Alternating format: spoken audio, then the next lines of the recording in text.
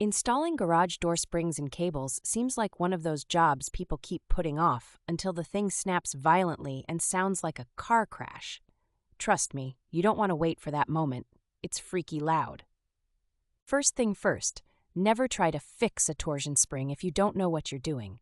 These springs are under serious tension, like over 100 pounds of torque. If handled wrong, they can unleash all that energy on your face. Not metaphorically. Before you do anything, make absolutely sure the garage door is fully down. Then, clamp it shut using locking pliers on the tracks.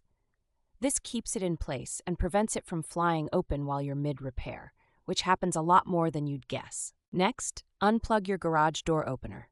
It's a weird step a lot of people skip, but that tiny bit of electricity can suddenly kick on during testing or calibration, and then you're chasing your door like a Looney Tunes character. All right, let's talk removal. Start by unwinding the existing springs using a winding bar. This is not a place for guesswork or shortcuts. No Allen wrenches, no screwdrivers. Use a real winding bar set, about $15 and worth every penny not to lose a finger. Once the spring is unwound fully, loosen the set screws on the torsion cone and slide the old spring off the bar. Then do the same on the opposite side. I recommend taking a photo before disassembly. People constantly mess up the layout later. The cable and pulley assembly usually attaches near the bottom bracket of your garage door. Disconnect the cable from the bracket and unravel it from the drum up top. Check for fraying. If you spot any, replace it, like immediately, not next weekend. Now you install the new torsion spring. Make sure the orientation is correct.